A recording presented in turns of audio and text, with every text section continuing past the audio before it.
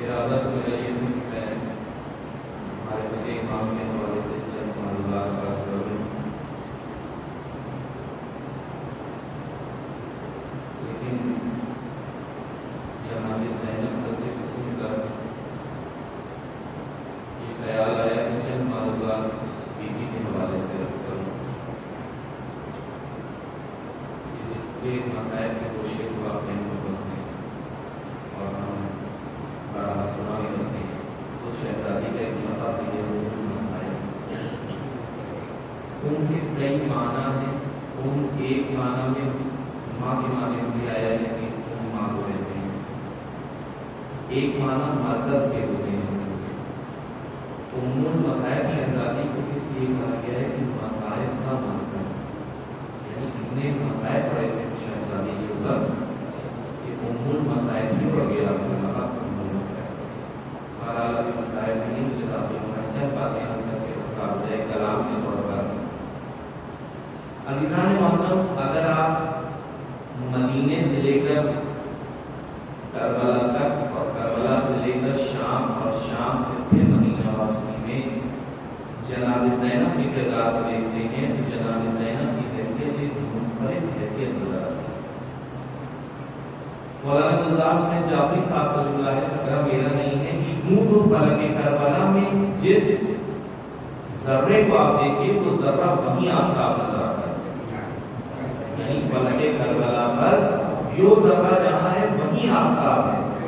لیکن کچھ شخصیتیں ایسی ہیں کربلا کے میدان میں جنہوں نے واقعی ایسا نمایاں کردار ادا کیا ہے کربلا کے میدان میں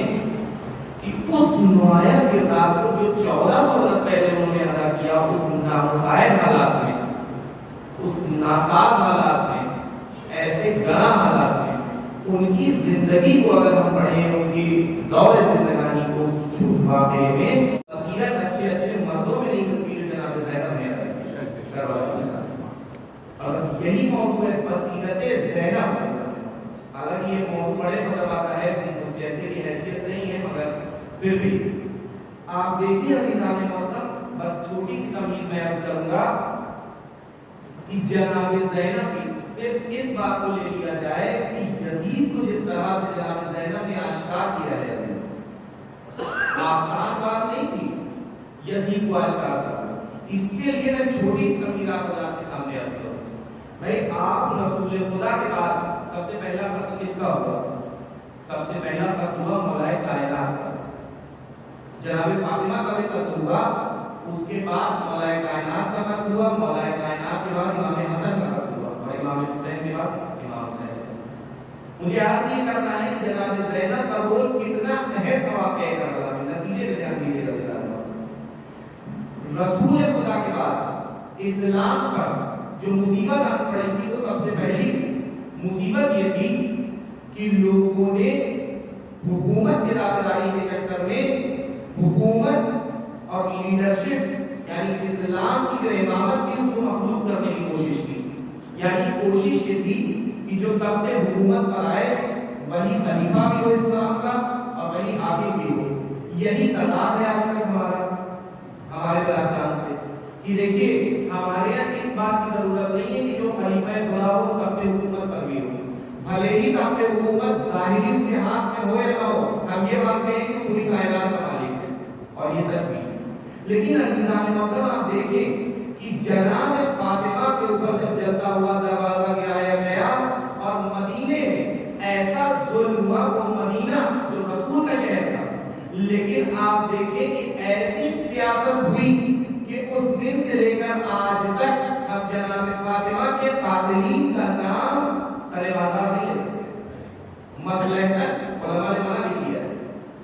اس لیے کہ اگر ایسا ہوگا تو انتشار پھیلے گا، جناب فاطمہ کے قاتل کا نام رب کی ادا نہیں ہے۔ اور آج وہ چند نام نہاد مسلمانوں کے یہاں بہت عزت سے ان کا نام لیا جاتا ہے، جناب فاطمہ کے قاتلین خلیفۃ المسلمین کے نام سے مشہور۔ یہ حال ہوا جناب فاطمہ کی شہادت کا۔ قتل کس نے کروایا مولائے کائنات کو؟ یہ بات تاریخ میں دفن ہو گئی، آج بھی کوئی نام لینے والا نہیں ہے کہ اصلی قاتل کون تھا مولائے کائنات کا۔ ہم سب جانتے ہیں فرشیزہ کی नाम किसका आया? इब्न मुलजिम का, जो एक प्यादा था। अब्दुर्रहमान इब्न मुलजिम असली तो एक प्यादा था, कातिल कोई और था जो आप हज़रात से बेहतर जानते हैं वो कौन था। लेकिन वही सियासत की बुनियाद पर आज भी ये है कि हम सरेबाज़ार उसका नाम नहीं ले सकते। उसके बाद आप देखिए, बहुत जल्दी मुझे अर्ज़ करना है, मौला कायनात के बाद इमाम हसन का दौर है। इमाम हसन को शहीद किसने किया? जादा बिन अशस। लेकिन थी वो भी एक प्यादा, असली कातिल कोई और था। लेकिन अलीजान मोहतरम लानत का ठीकरा किसके ऊपर फोड़ा गया? जादा बिन अशस के ऊपर। आज तक मजलिसों में भी और हम सुनते भी हैं बचपन से लेकर आज तक कि जादा बिन अशस ने जहर दिया इमाम हसन को। लेकिन सूरत हाल कुछ और है। थी वो भी एक प्यादा, कातिल कोई और था। अजीजान मोहतरम जनाब ज़ैनब का रोल यही है करबला के मैदान में। ये अहले बैत के घराने की सबसे बड़ी मज़लूमियत ये थी कि जनाब फातिमा से लेकर इमाम हसन मुजतबा अलैहिस्सलातु वस्सलाम तक जितने भी शहीद हुए, चाहे वो जनाब फातिमा हो, चाहे वो मौला कायनात हो, चाहे वो हसन मुजतबा हो, लेकिन सियासत की बुनियाद पर, इस्लाम में हुक्मरानों की बुनियाद पर उनकी मज़लूमियत ये है कि एक तो उनको मज़लूमियत से शहीद किया गया, दूसरी मज़लूमियत ये है कि उनके कातिलीन पर खुलकर हम आज लानत भी नहीं कर सकते। लेकिन ये कमाल है शहजादी ज़ैनब का कि ये हाल करबला का भी यही हाल होगा कि लोगों ने हुसैन को कत्ल किया, नाम शिव का था, नाम इब्न ज़ियाद का था, लेकिन वो ज़ैनब का नाम ना बदला कि कूफे पहुंची तो इब्न ज़ियाद का नाम पकड़ा, जब शाम पहुंची तो यजीद का नाम पकड़ा। दुनिया को सलाह की मैं यूज़ थ्रो की तरफ नहीं जाऊंगी। वही हाल होगा मेरी भाई की शहादत का, जो मौला कायनात का हुआ। वही हाल होगा जो मेरी मां की शहादत का हुआ। वही हाल होगा जो मेरे भाई हसन की शहादत का हुआ। मैं ऐसा नहीं करूंगी। इसलिए कि तारीख में, इसीलिए आप देखिए अज़ीज़ान मोहतरम की कोई जोश तिलावत नहीं है कि कभी भी जनाब ज़ैनब ने करबला से लेके कूफे तक, कूफे से लेके शाम तक, शाम से लेकर मदीने तक कभी किसी जुमले में ये नहीं कहा कि मेरे भाई को शेरों ने मार डाला, मेरे भाई को गोली ने मार डाला, मेरे भाई को ज़िना ने मार डाला। नहीं, बल्कि क्या किया जनाब ज़ैनब ने? जहां गई वहां हुक्मरान का ईमान पकड़ा, बता दिया कि देखो यूज़ एंड थ्रो की तरफ मत भागो, असली कातिल को पकड़ो। अगर ऐसा ना हुआ तो तारीख में वही हाल होगा जो जनाब फातिमा के कातिलीन का हुआ। नहीं, मैं ऐसा अपने भाई की यजीद का नाम दाखिल दुश्मन कर दूंगी। सल्लल्लाहु अलैहि वसल्लम।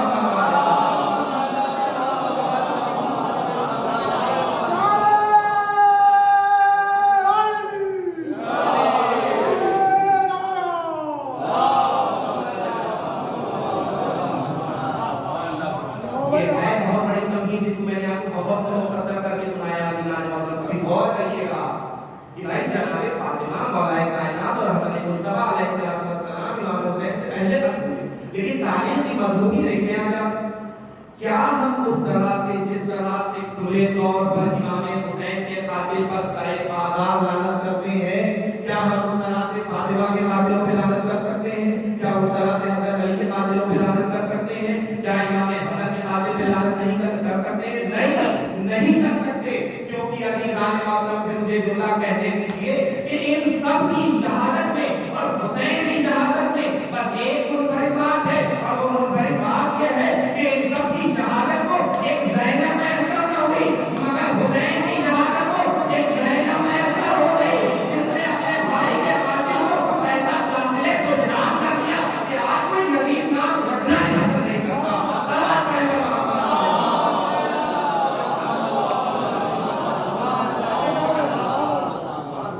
कि वो ज़ैनब अज़ीज़ान मोहतरम बसीरत ज़ैनबी देखिए आप, अच्छे मतलब दिमाग काबू में रहे। ये सारी बातें तो हम मसाइल में सुनते हैं अज़ीज़ान मोहतरम, जलते हुए ख़ैमों में जाकर बीमार भतीजे को बाहर लेके आना। अरे वो ज़ैनब जिसको एक मासूम इमाम ने लक़ब दिया है आलिम गैर मुअल्लिम, एक अम्मा आप ऐसी महमूद विरासत वाली खातून है जिसको किसी ने पढ़ाया नहीं, आलिम गैर मुअल्लिमा, ऐसी आलिमा जिसको किसी वाले ने नहीं पढ़ाया, ऐसी महमूद विरासत वाली, ऐसी तहमीरा खातून। आप देखिए अज़ीज़ान मोहतरम, हमने हम मसाइल क्या सुनते हैं, बच्चों के लिए मैं बात अर्ज़ कर रहा हूँ, बुजुर्ग बहुत बेहतर जानते हैं उससे, अपने हसीनों का से बात भाई के लिए अर्ज़ कर रहा हूँ। मसाइल है तो क्या सुनते हैं کہ چلتے ہوئے خیموں میں جناب زینب داخل ہوئی، داخل ہونے کے بعد امام بیٹے کے شانہ ملائے، پوچھا اے بیٹا خیموں میں جا کے امام نے حکم دیا نہیں ہوئی اپنا جان کو بچانا واجب کا اپنی کرے۔ آپ یہ بتائیے کہ کچھ ایسے واقعات ہوتے ہیں انسان کی زندگی میں کہ جب انسان کا دل و دماغ کام نہیں کرتا۔ مثال کے طور پر ایک ڈاکٹر سے آپ یہ کہیے کہ اپنے ہی بیٹے کا آپریشن کر دیں، کر پائے گا؟ نہیں کر پائے گا۔ محبت کی بنیاد پر عزیزان محبت آپ درست نہ کریں۔ دوسرا موقع آپ یہ سوچئے کہ کوئی قلب آ گیا ہے اور اس سے آپ شام کو کہیے کہ وہ آپریشن کر دے، جبکہ وہ اسی فیلڈ کا سرجن ہے، آپریشن کر پائے گا؟ نہیں کر پائے گا، اس لیے اس کا دل و دماغ آپ میں نہیں ہے۔ مصیبت میں انسان کا دماغ کام نہیں کرتا۔ دوسرا موقع زلزلہ آ جائے، کوئی نیچرل کیلامٹی آ جائے، تو ایسے میں آپ لوگوں نے سنا بھی ہوگا کہ جتنے لوگ زلزلے سے نہیں مرتے دوڑ بھاگ مر جاتے ہیں، صرف خوف سے مر جاتے ہیں کہ زلزلہ آ گیا۔ تیسرا موقع کسی کے گھر میں آگ لگ جائے اور ایسی جیسی آگ نہ لگے سب کچھ جل کے آگ ہو جائے۔ جب آگ لگتی ہے تو انسان اچھے اچھوں بھول جاتا ہے، اپنی اولادوں کو بھول جاتا ہے، اپنی جان بچانے کا موقع کر رکھتا ہے۔ عزیزان محترم یہ ساری مشکلات کربلا کے میدان میں جمع ہو گئی تھی، یعنی ایک نہیں، جس کے گھر سے 72 جنازے اٹھے ہوئے ایک دن میں۔ سوچ کے دیکھیے عزیزان محترم، پہلی مصیبت ایسی مصیبت زدہ خاتون کہ جس کے گھر سے 72 جنازے اٹھ چکے ہیں اور ان 72 میں گود کے مالے بھی ہیں، ان 72 میں علی اکبر جیسا جوان بھی ہے، ان 72 میں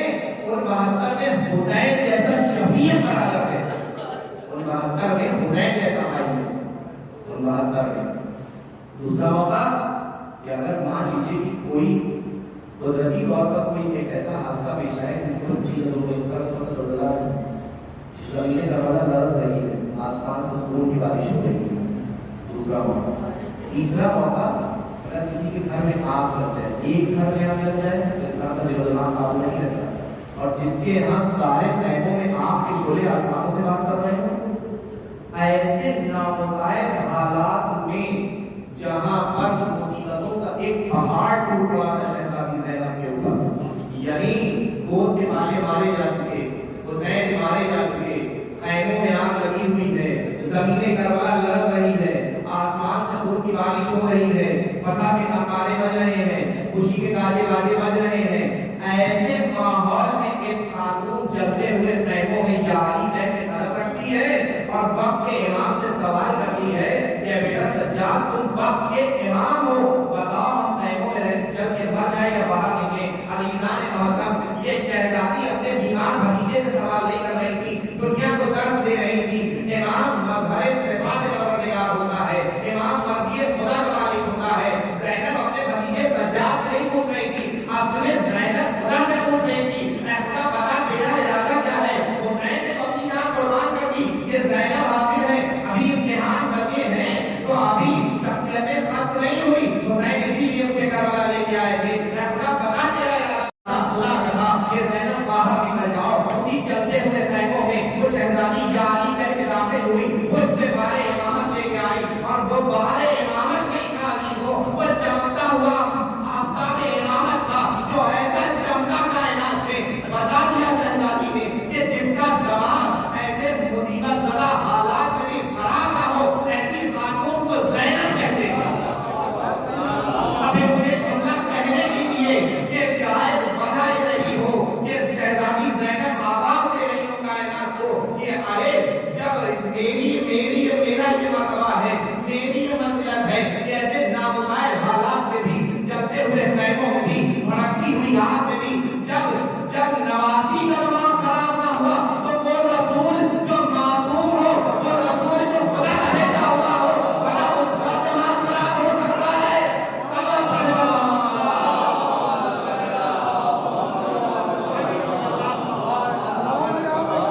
ارے ویسے نامساعد حالات میں نواسی کا دماغ تازہ ہے، بھڑکتے ہوئے شعلوں میں جہاں اچھے اچھے جینیس کا دماغ فیل ہو جائے،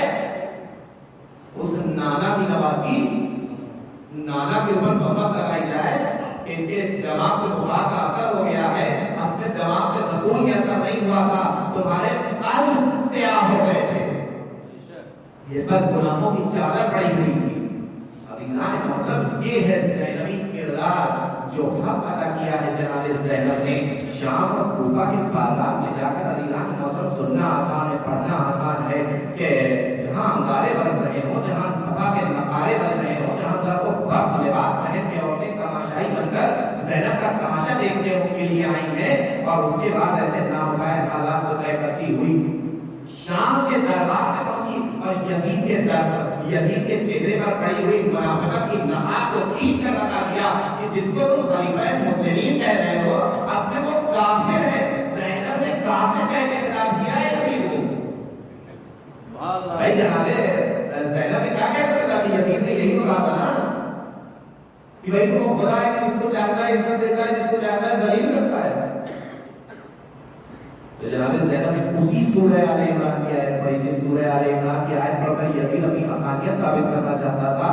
اسی سورہ آل عمران کی آیت پڑھ کر جناب زینب نے اس کو صبح قیامت تک کے لیے ایسا ذلیل کیا۔ کیا آیت پڑھی؟ بس ترجمہ سنیے اور دعائیں دیجیے عزیزان محترم، اپنی شہزادی کو سلام کیجیے۔ کہتی ہے کہ اسی سورہ آل عمران کی آیت ہے کہ ہرگز کافر یہ گمان نہ کریں کہ اگر ان کو مہلت دی گئی ہے تو اس میں ان کے لیے کوئی خیر ہے، نہیں، اور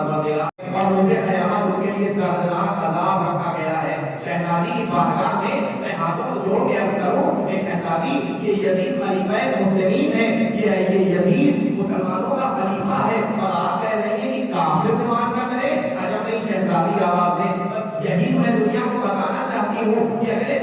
خلیفہ مسلمین تو دور کی بات، یہ یزید ایسا کافر ہے جسے روز قیامت مرنے تک نصیب نہ ہوگی۔ صلوات پڑھیں محمد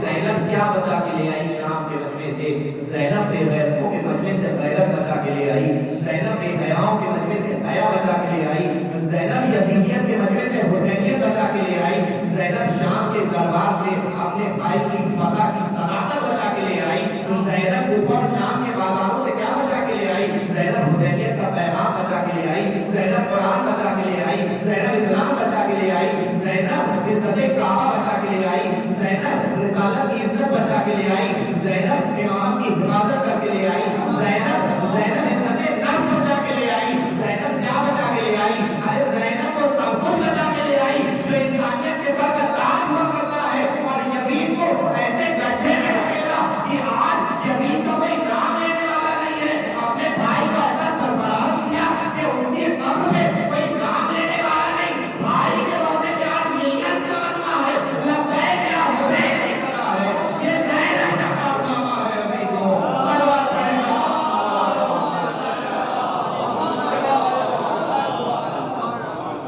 یہ زینب کا کارنامہ ہے عزیزوں۔ آج جو روزے حسین پر یہ کروڑوں کی بھیڑ اللہ اکبر عزیزوں، مجھے کہنے دیجیے کہ کیا کربلا کا مسئلہ عاشور کا منظر آپ کو یاد نہیں آیا کہ جب حسین نے صدا دی تھی حلوے ناز کریں یا میں وہ وقت لے کے آؤں گی کہ ایک نہیں کروڑوں آئیں گے آپ کے روزے۔ یہ زینب کا کارنامہ فقط زینب بھیا ایک نہیں کروڑوں آئیں گے آپ کے در پر۔ آپ نے ایک تو آواز دی تھی کہ بھیا ہر لب پہ یہ صدا ہوگی لبیک یا حسین، لبیک یا حسین۔ یہ زینب کا کارنامہ ہے عزیزوں کہ جو ایسے نامسائل حالات میں جس نے وہ سفر طے کیا کہ وہ سفر حسینی آج بھی جاری ہے، حسینیت کا چاند آج دنیا میں جگمگا رہا ہے۔ ورنہ آپ دیکھیں، اور یہ تو میں نے شہادت کی مثال دی، صادق حسن صاحب قبلہ نے بھی یہی مثال پیش کی تھی ایک دوسرے زاویے سے کہ آپ دیکھیں کہ تاریخ اسلام میں نہ جانے کتنے ہی واقعات ہوئے جب کہ خود غدیر کا واقعہ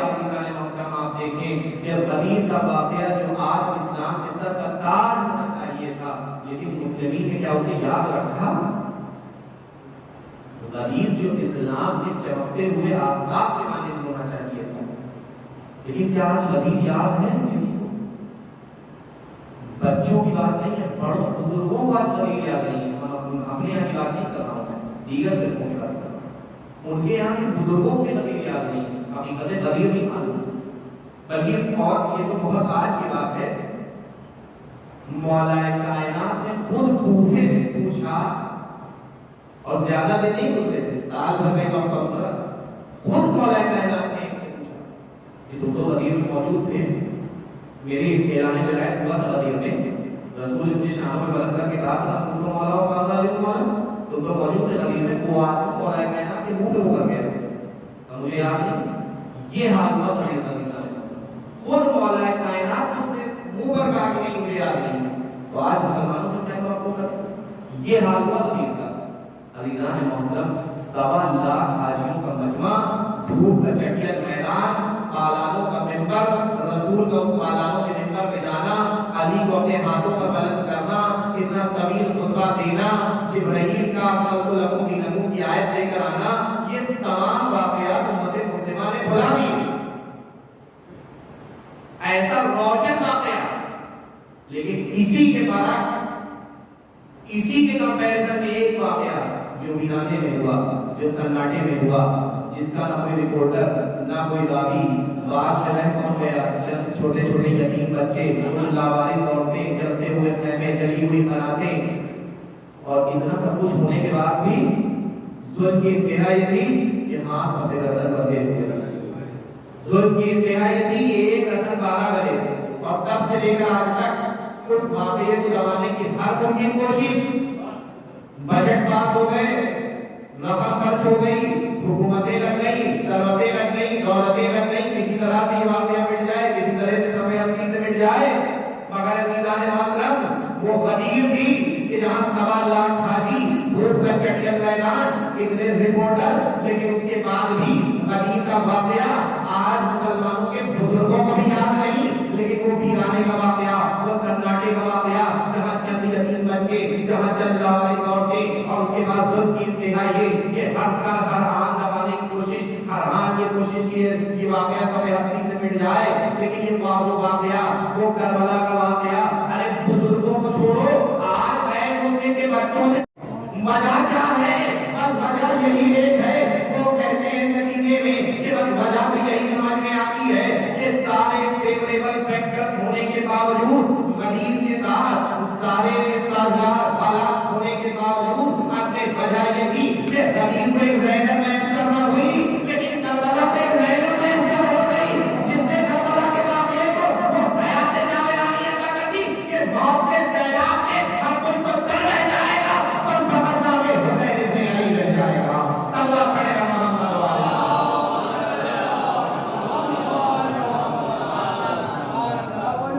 وہ زینبی کردار تھا، وہ زینب کا کردار تھا کہ جس نے حسین کی قربانی کو وہ حیات جاویدانی دے دی اللہ کو۔ اور پھر ایک جملہ یہ سنی آخر میں کہ اپنے بھائی کی فتح کا اعلان کرنا بھی اتنی بڑی بات نہیں کی عزیزان محترم، اپنے بھائی کی فتح کا اعلان کرنا اتنی بڑی بات نہیں کی عزیزان، جملہ سنیے گا، اس لیے کہ اپنے آپ کو، اپنے انسان اپنے والوں کو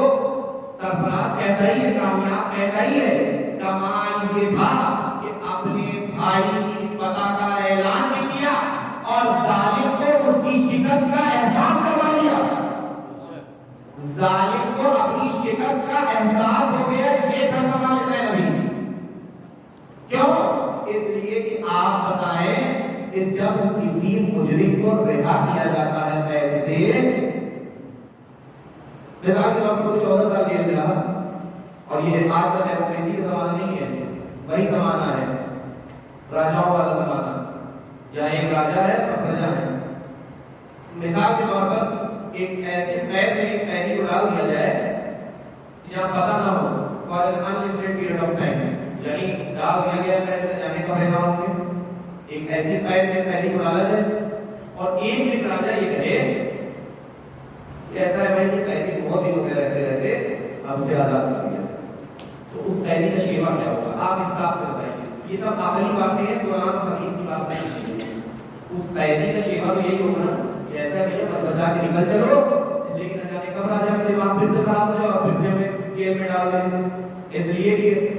وہ ایسا حکمراں ہے، ایسا حاکم ہے کہ جس کی حکومت کا دائرہ اتنا وسیع ہے،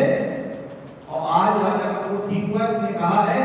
کہ قیدی کو رہا کر دیا، قیدیوں کو رہا کر دیا جائے، تو ایسا ہے جتنی جلدی ہو سکے بچا کے نکل چلو، نہ جانے کا راجا کا موڈ خراب ہو جائے اور پھر سے وہ ہمیں قید میں ڈال دے۔ اور ایران معظم یزید البادشاہ کا نام تھا جس کی حکومت آدھی سے زیادہ دنیا میں تھی۔ قیدیوں کا شیوا کیا ہونا چاہیے تھا؟ بھائی احساس شکست ہو گیا یزید کو، وہی ثابت کرتا ہے، شیوا یہ ہونا چاہیے تھا کہ زینب کو کہنا ہی چاہیے تھا کہ بھتیجے ایسا ہے جتنی جلدی ہو سکے بچا کے شام کی گلیوں سے نکل چلو مدینے، گمنام راہوں سے، کہیں ایسا نہ ہو کہ یزید کا دماغ خراب ہو جائے، لیکن ہمارا لاکھوں سلام ہو اس شہزادی زینب پر جس نے یہ نہیں کہا کہ چلو بچا کے سجاد نکل چلتے، کہا نہیں میں جاؤں گی تو، لیکن میں ابھی نہیں جاؤں گی، میں ابھی اپنے بھائی پر روئی نہیں ہوں،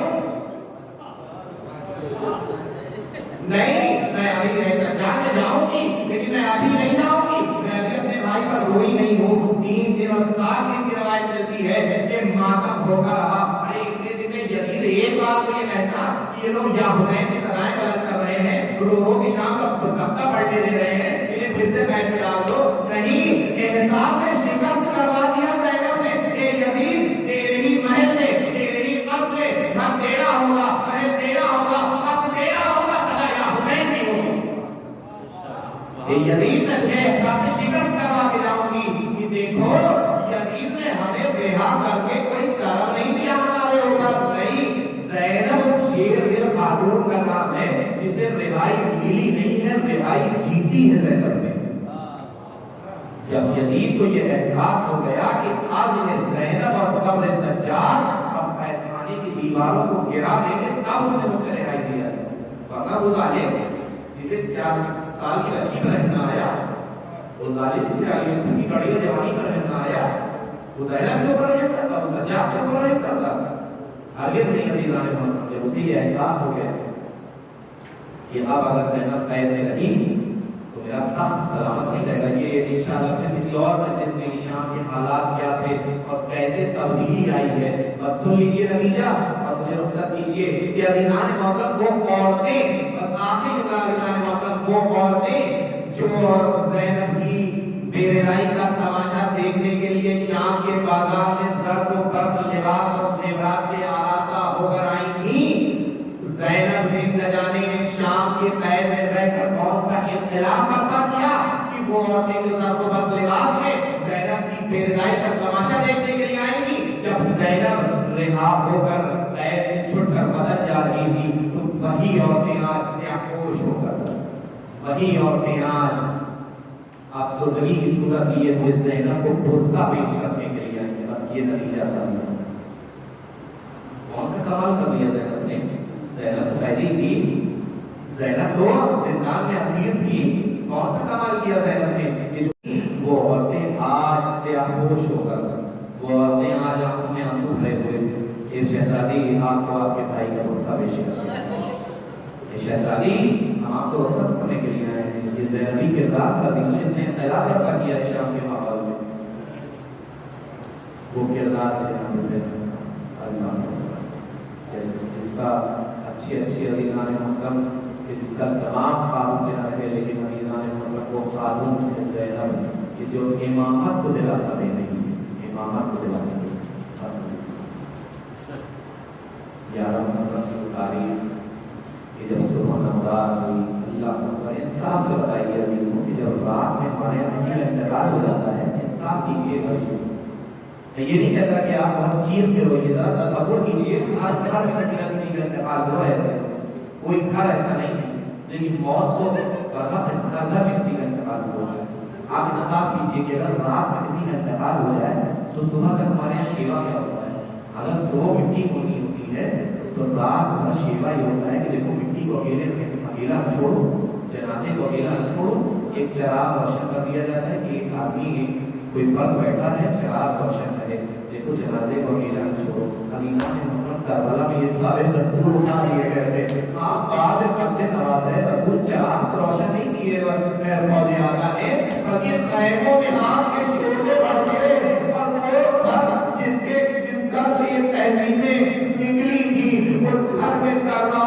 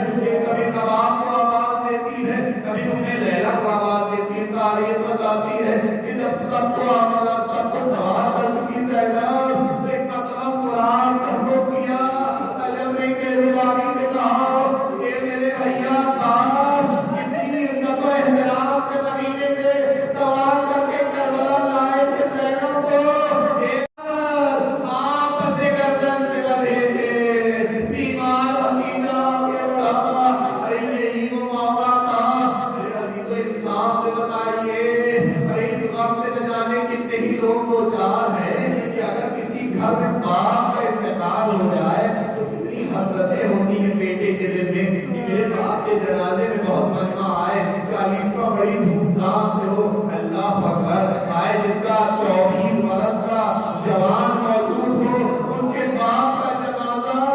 گھوڑوں کی ٹانگوں سے پامال شدہ مقتل کی کر ریتی نے بڑا ہوا ہے، ان آنکھوں سے سجاد دیکھ رہا ہے۔ یہی تو وجہ ہے کہ امام کے چہرے کا رنگ متغیر ہو گیا تھا، لیکن میں نے کہا نا وہ زینب ہے جو امامت کو دلاسا دے رہی ہے کہ بیٹا نہ گھبراؤ، ایک دن یہاں روضہ تعمیر ہوگا، تمہارے بابا کے زائرین آئیں گے، آخری کو بس آخری جملہ۔ زینب چلی ہے مگر مڑ مڑ کے بھائی کے لاشیں کو دیکھ رہی تھی، گویا کہہ رہی تھی اے بھیا خدا حافظ، زینب کو طاقت دے دو کہ تمہارا پیغام بچا کے زینب لے آئے۔ آخری دو جب پوچھنے والے نے پوچھا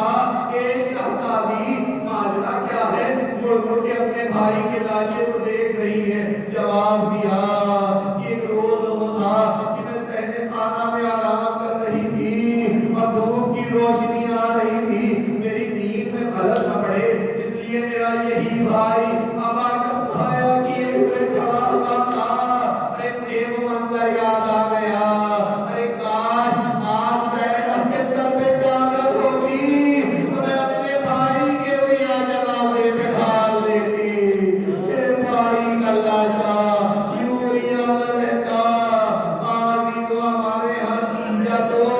مٹی کے بعد ہوتا ہے، دفنانے کے بعد ہوتا ہے، لیکن یہ عجب تیجے کی مجلسیں ہوتی ہے کہ ابھی ہمارے مولا کا جنازہ کربلا کی کربریتی میں پڑا ہے، کوئی دفنانے والا نہ تھا۔ یہ رسول کی آل تھی جسے امت نے ایسا لوٹا۔ واہ حسین واہ وسیال انا للہ و انا الیہ راجعون۔ قابل اعظم مختصر کی اللہ شرح قبولیت عطا فرما، میرے معقول حاضرین نظر باقیان وزیدی حاجات کو پورا فرما۔ میرے معبود ہم میں سے جو بھی بیمار ہیں، بیماری کربلا کا واسطہ ان سب کو شفا کاملہ اور عاجلہ عنایت